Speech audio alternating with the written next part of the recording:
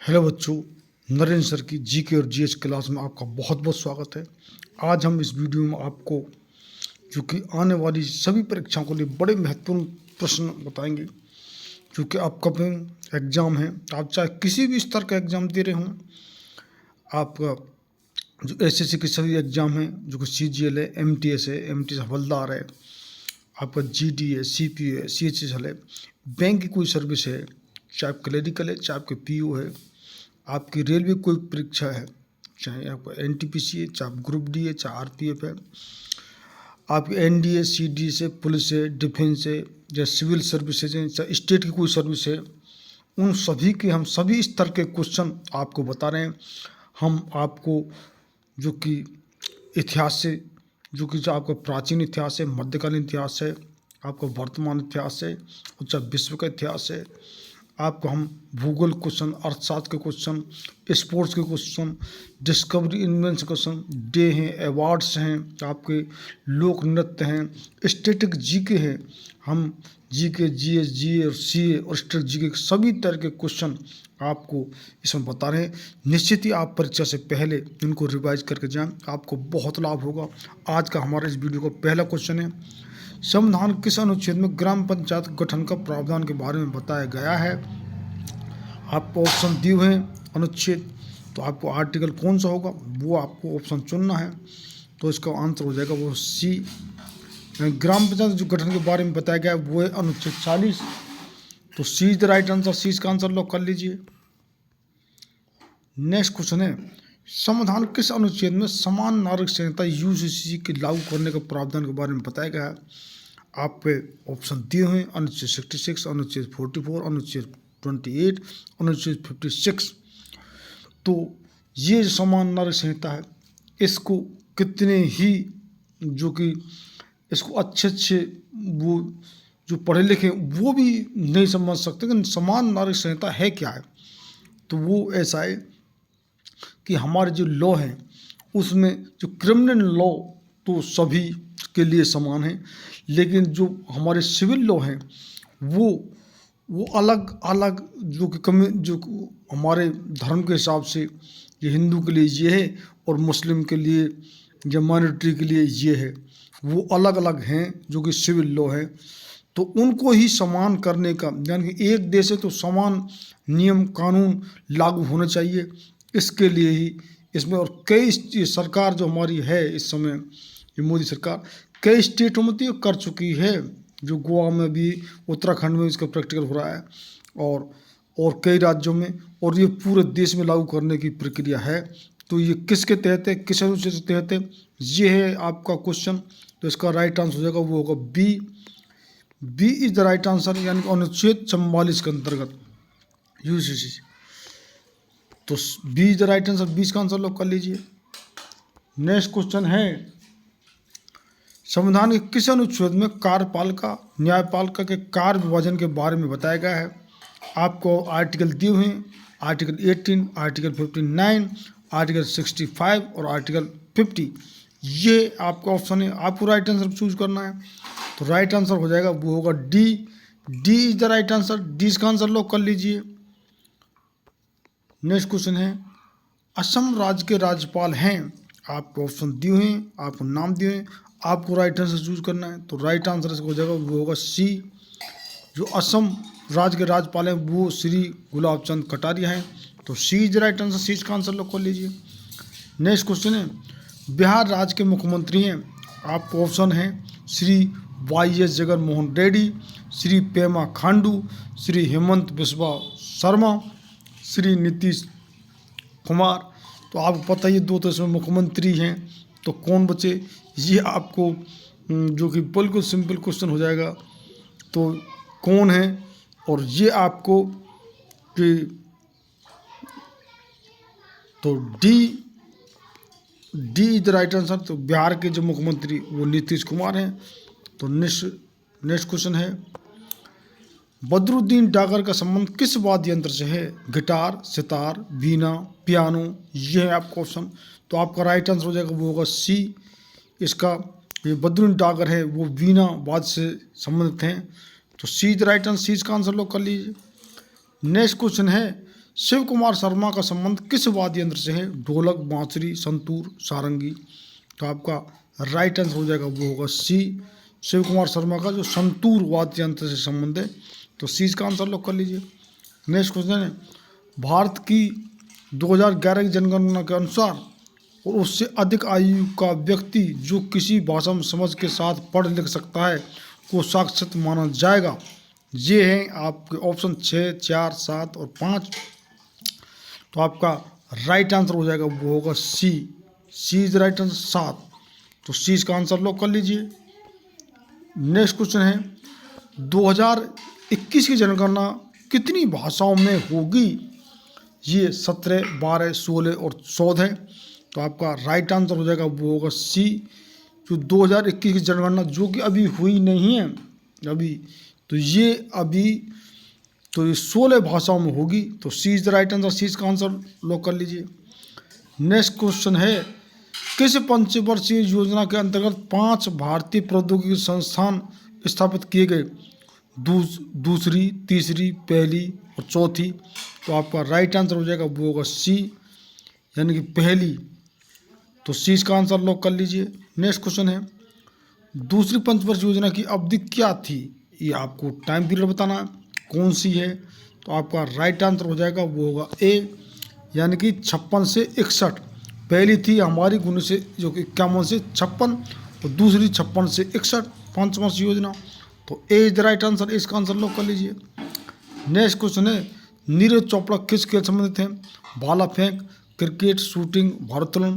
तो ये बहुत ही प्रसिद्ध खिलाड़ी है जो कि हमारे जो पेरिस ओलंपिक में अब की बार ये जो कि रजत पदक लाए हैं, जो कि फ्रांस में हुआ था पेरिस में ओलंपिक। और पहले जो पिछला जो हुआ था 24 में, उसमें ये क्यों आपके जो 2000 जो कि 20 में उसमें ये स्वर्ण पदक लाए थे। तो ये इसका राइट आंसर हो जाएगा वो होगा ए, भाला फेंक। तो ए इज द राइट आंसर। ए इसका आंसर लॉक कर लीजिए। नेक्स्ट क्वेश्चन है, मीराबाई चानू किस खेल संबंधित है? भाला फेंक, क्रिकेट, शूटिंग, भारोत्तोलन। तो आपका राइट आंसर हो जाएगा वो होगा डी, यानी मीराबाई चानू है वो भारोत्तोलन से संबंधित है। तो D is the right answer. D इसका आंसर लॉक कर लीजिए। पनिहारी लोक नृत्य कहाँ प्रचलित है? नागालैंड, गुजरात, राजस्थान, केरल। ये है आपका ऑप्शन। तो राइट आंसर हो जाएगा वो होगा सी, यानी पनिहारी लोक नृत्य वो राजस्थान का प्रचलित लोक नृत्य है। तो सी इज द राइट आंसर। सी इसका आंसर लॉक कर लीजिए। नेक्स्ट क्वेश्चन है, गरबा लोक नृत्य कहाँ प्रचलित है? नागालैंड, गुजरात, कर्नाटक और केरल। तो आपका राइट आंसर हो जाएगा वो होगा आपका बी, यानी गरबा जो लोक नृत्य है वो है गुजरात का। तो B is the right answer. B इसका आंसर लॉक कर लीजिए। नेक्स्ट क्वेश्चन है, निम्नलिखित में से कौन कशेरुकी प्राणी नहीं है? पक्षी, घोंगा, मछली और स्तनधारी। तो आपका राइट आंसर हो जाएगा वो होगा B, sorry C. C is the right answer.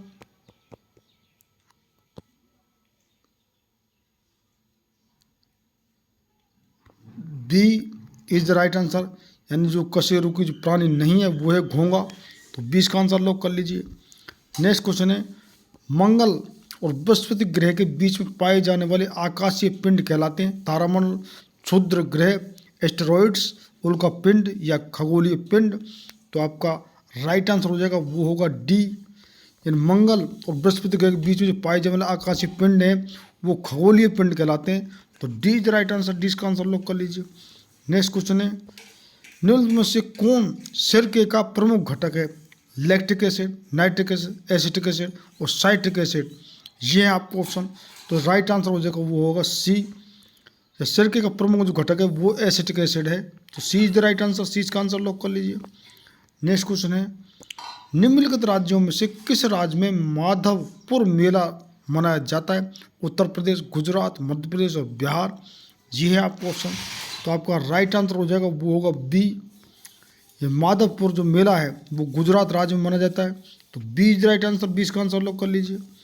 Next question है, निम्नलिखित त्योहारों में से किसका अर्थ मेरी मेकिंग ऑफ द गॉड्स है? आपका ऑप्शन है पोंगल, लाई हरोबा, दिवाली और मकर संक्रांति। यह त्योहारों का नाम। तो आपका राइट आंसर हो जाएगा वो होगा आपका बी, यानी जिस त्योहार का नाम अर्थ मेरी मेकिंग ऑफ द गॉड्स है वो है लाई हरोबा। तो B is the right answer, 20 का आंसर लॉक कर लीजिए। नेक्स्ट क्वेश्चन है, निम्नलिखित में से कौन नंद वंश का अंतिम शासक था? पांडुका, गोवी, शाणक, धनानंद या केवर्ष? तो आपको जो कि नंद वंश का बताना है अंतिम शासक, तो इसका राइट आंसर हो जाएगा वो होगा सी, यानी कि धनानंद। धनानंद जो कि अंतिम शासक था, जो कि चंद्रगुप्त मौर्य ने चाणक्य की जो विधि से, और ये धनानंद इसको नंद वंश का नष्ट कर दिया था। अंतिम शासक था धनानंद, और पद्मानंद जो कि इनका पहला शासक था। तो सी इज द राइट आंसर, सी इसका लॉक कर लीजिए। नेक्स्ट क्वेश्चन है, हर्यक वंश का शासक अजातशत्रु किसका पुत्र था? आपका ऑप्शन है अनिरुद्ध, बिंबिसार, नागा, दशक और डी उदयन। तो आपका राइट आंसर हो जाएगा वो आपका बी। ये हर्यक जो वंश का जो कि जो अजातशत्रु जिसका पुत्र था वो है बिंबिसार का पुत्र था ये। और हमारा जो कि आपके जो अशोक के जो कि बाप का नाम भी कि मौर्य, जो चंद्रगुप्त मौर्य था लड़का, उसके जो उसका बिंदुसार था। इसमें बिंबिसार और बिंदुसार इसमें बहुत कन्फ्यूजन हो जाता है। तो ये Bimbisara is the right answer, इसका 20 आंसर लॉक कर लीजिए। नेक्स्ट क्वेश्चन है, कर्नाटक किस जिले में ब्रह्मगिरी वन्यजीव अभ्यारण्य स्थित है? आपका ऑप्शन है हसन, उडुपी, मंड्या और कोडागू। तो आपका राइट आंसर हो जाएगा वो होगा आपका डी, कोडागू। तो D is the right answer, D इसका आंसर लॉक कर लीजिए। नेक्स्ट क्वेश्चन है, निम्नलिखित में से किसे पहले द लेडी विलिंगडन पार्क के रूप में जाना जाता है? लॉर्ड्स जो लोधी गार्डन को, और डियर पार्क को, मुगल गार्डन को, बुद्ध जयंती पार्क को। ये है आपका ऑप्शन, आपको राइट आंसर बताना है। तो आपका राइट आंसर हो जाएगा वो होगा ए, यानी द लेडी जो कि विलिंगडन पार्क जो जाना जाता है वो है लोधी गार्डन को। तो ए इज द राइट आंसर, ए इसका आंसर लॉक कर लीजिए। नेक्स्ट क्वेश्चन है, निम्नलिखित ग्रंथियों में से कौन सी ग्रंथि फेफड़ों के बीच विद्यमान रहती है? शीर्ष ग्रंथि पिनियल, बाल्य ग्रंथि थाइमस और अधश्चेतक जो कि हाइपोथैलेमस और पीयूष ग्रंथि पिट्यूटरी। ये है आपका ऑप्शन, राइट आंसर हो जाएगा आपका जो कि बी, यानी कि बाल ग्रंथि थाइमस। तो बी इज राइट आंसर, 20 का आंसर लॉक कर लीजिए। नेक्स्ट क्वेश्चन है, हम प्याज काटते तो सिंथेज एंजाइम प्याज के एमिनो एसिड सल्फाइड को किस एसिड में परिवर्तित करता है? आपको ऑप्शन दिए हुए sulphonic acid, sulphuric acid, citric acid और नाइट्रिक एसिड। तो आपका राइट आंसर हो जाएगा आपका ए, यानी कि सल्फोनिक एसिड। तो ए इज राइट आंसर, ए इसका आंसर लॉक कर लीजिए। नेक्स्ट क्वेश्चन है, बोरा गुफाएं भारत के पूर्वी तट पर निम्नलिखित पहाड़ियों में से किस पहाड़ी पर स्थित हैं? नागरी, नल्लामाला, हौसले और अनंतगिरी। तो आपका राइट आंसर हो जाएगा वो होगा ए, ए इज द राइट आंसर, यानी कि बोरा जो गुफाएं भारत के पूर्वी तट पर जो पहाड़ी पर स्थित हैं वो है नागरी। तो ए इज द राइट आंसर, ए इसका आंसर लॉक कर लीजिए। नेक्स्ट क्वेश्चन है, बॉम्बे अब मुंबई में गेटवे ऑफ इंडिया की आधारशिला किस वर्ष रखी गई? ये आपका क्वेश्चन। तो आपको जो कि राइट आंसर आपको बताना है। तो आपका 1915, 1920, 1905 और 1911 ये हैं आपके ऑप्शन। तो आपका राइट आंसर हो जाएगा आपका डी, यानी 1911 में गेटवे ऑफ इंडिया की आधारशिला रखी और ये इंग्लैंड की महारानी द्वारा रखी गई थी। तो D is the right answer, D इसका आंसर लॉक कर लीजिए। नेक्स्ट क्वेश्चन है, 4वीं शताब्दी ईसा पूर्व में मगध की राजधानी को स्थानांतरित कर दिया गया था। आपका ऑप्शन है मथुरा, पाटलिपुत्र, पानीपत और वाराणसी। तो आपका राइट आंसर हो जाएगा वो होगा बी, यानी मगध की जो कि राजधानी को स्थानांतरित किया गया था वो है पाटलिपुत्र। तो B is the right answer, 20 का आंसर लॉक कर लीजिए। नेक्स्ट क्वेश्चन है, शुष्का छिपाक विटामिन की कमी के कारण होता है। आपको ऑप्शन दिए हुए सी, डी, के, ए। तो आपका राइट आंसर हो जाएगा वो होगा D, D is the right answer, यानी कि ए। तो इस प्रकार से ये हमारे जीके, जीएस, जीए, सीए और स्टैटिक जीके के 30 क्वेश्चन, जो कि history, polity, economic, geography, day, awards, जो कि स्पोर्ट्स, जो कि आपके जो तीज हैं, त्यौहार हैं, स्टैटिक जीके है, कौन सी चीज़ कहाँ पर स्थित है, वो स्टैटिक जीके होती है। वो सभी से हमने क्वेश्चन, साइंस के सभी क्वेश्चन हमने लिए हैं।